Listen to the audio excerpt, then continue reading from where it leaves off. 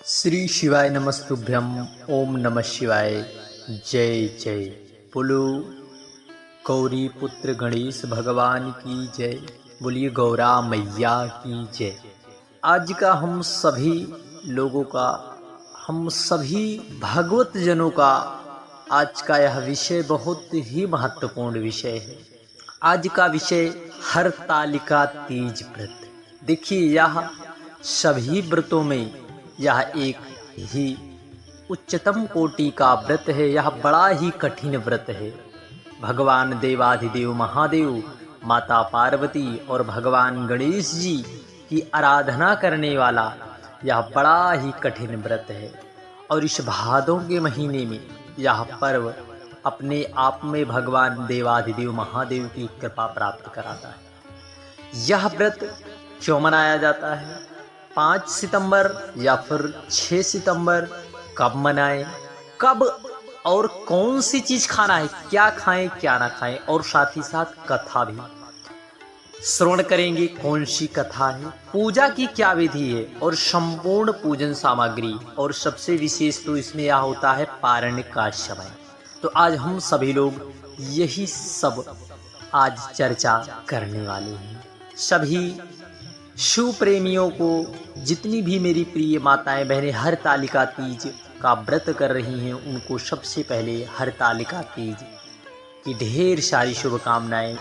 उन पर माँ गौरा मैया और भगवान देवाधिदेव महादेव की कृपा सदा सर्वदा गौरी पुत्र गणेश के साथ बनी रहे, और उनका यह व्रत भगवान गणेश जी अवश्य संपूर्ण करें, हम ऐसी कामना करते हैं। देखिए, हरतालिका तीज यह व्रत ही एक अपने आप में इसकी महिमा ही दिव्य है।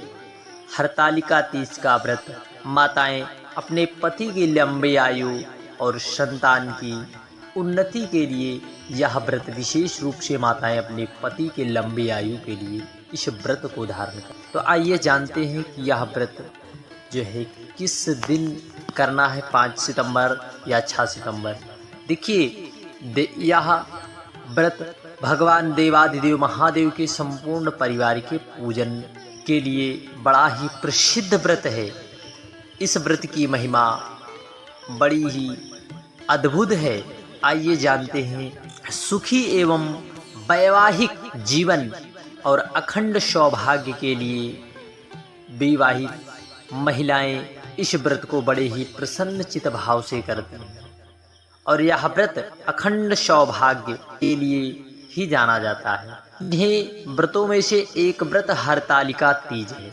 यह भाद्रपद मास के शुक्ल पक्ष की तृतीया तिथि को हरतालिका तीज का व्रत माताएं और कुंवारी बहनें भी इस व्रत को धारण करती हैं। इस दिन सुहागिन माताएं पति की लंबी आयु और उनके अच्छे स्वास्थ्य की कामना के लिए, और कुंवारी कन्याएं मनचाहा जीवन साथी के लिए को प्राप्त करने के लिए, प्रभु महादेव की कृपा पाने के लिए इस व्रत को धारण करती हैं। इस दिन माता पार्वती और भगवान देवाधिदेव महादेव की पूजा बड़े ही विधि विधान से की जाती है। इस व्रत को माताएं निर्जला व्रत रखती हैं और पूरे दिन पूजा ध्यान करने के बाद पूजा करती हैं, और इसमें प्रदोष काल में पूजन का विशेष महत्व है। इस साल हरतालिका तीज पर काफी शुभ संयोग बन रहे हैं। तो आइए जानते हैं क्या पूजन का शुभ मुहूर्त है। देखिए, कब है, इसके विषय में आप जरूर इस जानकारी को नोट कर ले मेरी प्रिय माताएं बहनें। भाद्रपद मास के शुक्ल पक्ष की तृतीया तिथि 5 सितंबर को दोपहर 12:21 से शुरू हो रही है। देखिए, तृतीया तिथि 12:21 से और 6 सितंबर को 3:01 पर समाप्त हो जाएगी। हमारे हिंदू सनातन धर्म में शास्त्रों और पुराणों में उदया तिथि का विशेष ही महत्व है। इसलिए उदया तिथि के आधार पर हरतालिका तीज का व्रत माताएं 6 सितंबर शुक्रवार के दिन इस व्रत को भगवान देवाधिदेव महादेव की कृपा पाने के लिए अवश्य करें।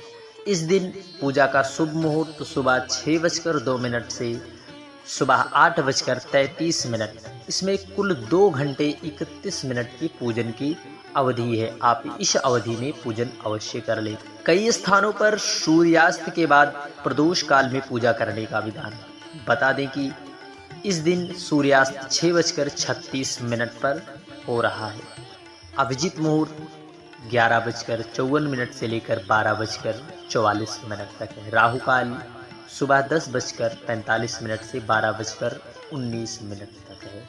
इस बार हरतालिका तीज पर जो है रवि योग, शुक्ल योग, साथ ही साथ चित्रा नक्षत्र बन रहा है, जो कि काफ़ी बेहद शुभ माना जाता है। बता दें कि रवि योग सुबह 9:25 से लग रहा है, जो सुबह 9:25 से लग रहा है, और अगले दिन 7 सितंबर को 6:02 पर समाप्त हो जाएगा।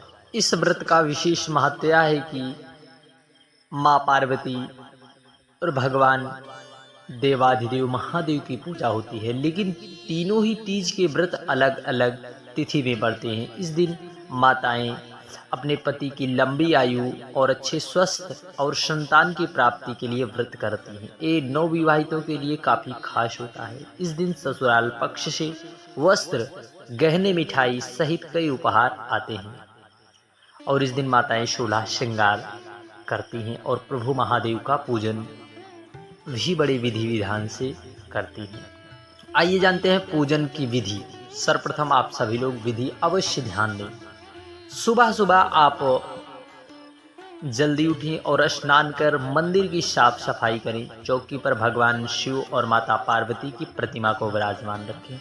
आप कहोगे प्रतिमा कैसी? आप इसमें पार्थिव पूजन का विशेष महत्व होता है, और आप फल, फूल, मिठाई, दूर्वा, बेलपत्र चढ़ाएं। माँ पार्वती को 16 श्रृंगार की चीज़ें अवश्य समर्पित करें। प्रतिमा के सामने दीपक और धूप बत्ती जलाएं। सच्चे मन से आरती करें और मंत्रों का जप करें या फिर नाम जप अवश्य करें। और इस व्रत में व्रत की कथा को सुनने का विशेष महत्व है। पति की दीर्घायु और सुख शांति की प्राप्ति के लिए यह व्रत अवश्य करें। प्रभु को खीर, फल आदि जो कुछ भी आपके पास प्रभु का दिया हुआ है, उससे आप प्रभु का पूजन अवश्य करें। अगले दिन व्रत का पारायण करें।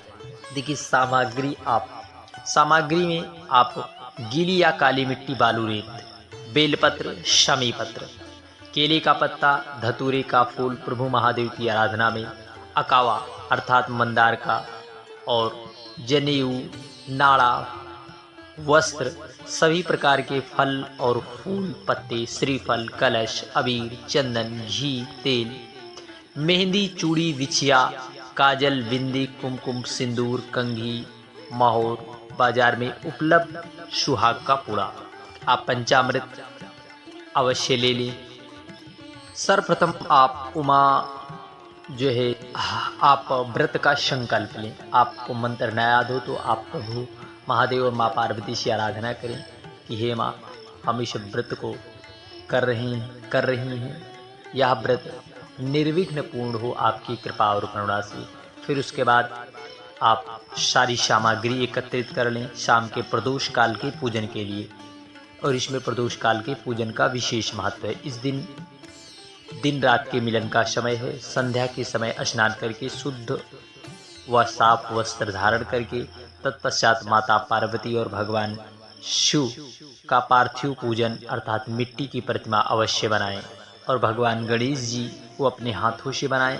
सभी आप पार्थिव शिवलिंग अवश्य बनाएं। इसके बाद सुहाग की पिटारी में सुहाग की सारी सामग्री सजाकर फिर इन वस्तुओं को माँ पार्वती के सामने अर्पित करें। भगवान शिव को धोती या अंगोछा अर्पित करें, जो आपके पास यथाशक्ति हो। इस प्रकार भगवान देवाधिदेव महादेव की आराधना माँ पार्वती के साथ करें। फिर आप कथा अवश्य सुनें। तत्पश्चात सर्वप्रथम गणेश जी की आरती, फिर शिव जी की, माँ पार्वती की, भगवान की परिक्रमा करें। रात्रि के समय जागरण करें। सुबह पूजा के बाद माँ पार्वती को सिंदूर चढ़ाएं। ये विधि विधानों से आप पूजन अवश्य करें। श्री शिवाय नमस्तुभ्यम। हर हर महादेव। ओम नमः शिवाय।